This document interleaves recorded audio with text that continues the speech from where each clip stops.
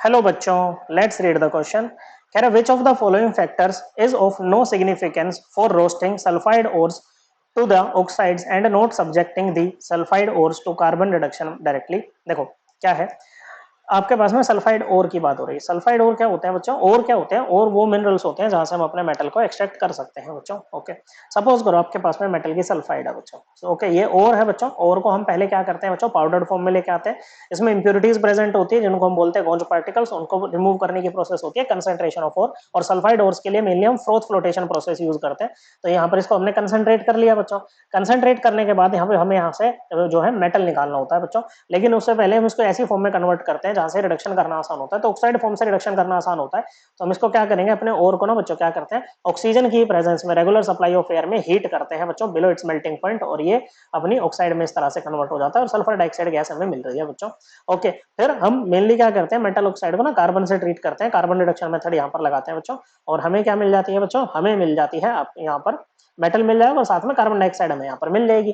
तो बात यही कह रहा है कि हम ऐसा क्यों कर रहे हैं। ओके बच्चों के भाई, इन चारों में से वो कौन सा फैक्टर है जो जिसकी कोई सिग्निफिकेंस नहीं है इस मामले में कि हम यहां से रिडक्शन डायरेक्टली नहीं करा रहे हैं, हम यहां से करा रहे हैं बच्चों। देखो क्या होता है, यहाँ पर तीन चार चीजें हैं बच्चों। देखो, अगर हम यहाँ पर डायरेक्ट कराते हैं बच्चों तो क्या हो जाएगा, Ms प्लस कार्बन, यहाँ पर आपको M तो मिल जाएगा और साथ में कार्बन डाइसल्फाइड यहाँ पर मिलेगी बच्चों। क्या मिलेगी? कार्बन डाइसल्फाइड यहाँ पर मिलेगी। तो हो क्या रहा है बच्चों, कार्बन डाइसल्फाइड यहाँ पर मिल रही है। ओके बच्चों, तो किससे मिलेगी? कार्बन से और सल्फर से आपको मिलेगी बच्चों। किससे मिलेगी? कार्बन से और सल्फर से मिलेगी। यहाँ पर कार्बन डाइऑक्साइड मिलेगी बच्चों।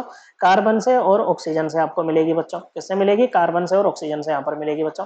तो यहाँ पर क्या है, कार्बन डाइसल्फाइड का फॉर्मेशन हो रहा है बच्चों, और यहाँ पर कार्बन डाइऑक्साइड का फॉर्मेशन हो रहा है बच्चों। ओके, और यहाँ पर जो क्या होगी बच्चों, जो फ्री एनर्जी इन्वॉल्व होती है बच्चों, उसको हम बोलते हैं Gibbs free energy of formation. क्या बोलते हैं बच्चों? Gibbs free energy of formation. ये जितनी ज्यादा नेगेटिव होती है ना, मैग्नीट्यूड क्या वो जितनी ज्यादा नेगेटिव होती है ना बच्चों, रिएक्शन हमारी उतनी ज्यादा एनर्जेटिकली फेवरेबल होती है। क्या होती है बच्चों?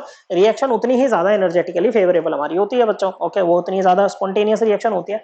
अब दोनों के लिए जो डेल्टा एफ जी है ना बच्चों, ओके, ये gives free energy change of formation. Okay बच्चों, ये दोनों का ही क्या होता है बच्चों? दोनों का ही नेगेटिव होता है। ओके बच्चों, क्या होता है बच्चों? दोनों का ही ये नेगेटिव होता है। ओके, स्टैंडर्ड फॉर्म में ले लेते हैं। ओके, इसका भी ये नेगेटिव होता है। ओके बच्चों, क्या रहता है बच्चों? इसके लिए भी ये नेगेटिव ही रहता है। ओके, लेकिन जो मैग्नीट्यूड होता है ना बच्चों, delta F G not of CO2, ये क्या होता है? ये ग्रेटर होता है delta F G not of SO2।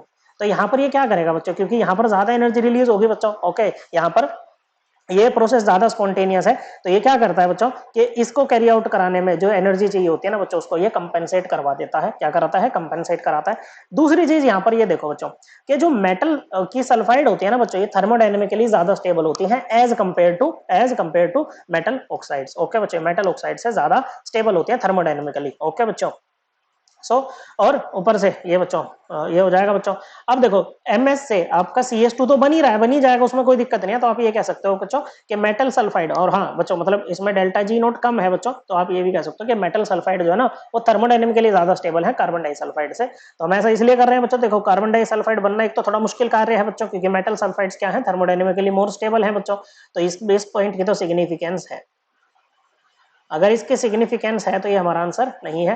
फिर कह रहे हैं CO2 is thermodynamically more stable then CS2। बिल्कुल सही बात है बच्चों, गिब्स फ्री एनर्जी ज्यादा है बच्चों इसकी। ओके, ज्यादा नेगेटिव है तो ये थर्मोडायनेमिकली ज्यादा स्टेबल होगी।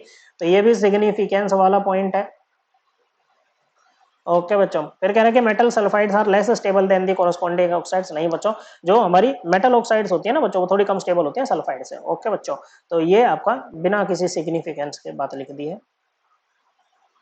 तो ये हमारा आंसर होगा बच्चों। और ऊपर से CO2 मोर वोलेटाइल होता है CO2 CS2 से, मतलब CO2 का बॉइलिंग पॉइंट कम है तो इसको रिमूव करना भी आसान होता है। तो ये भी सिग्निफिकेंस वाला पॉइंट है।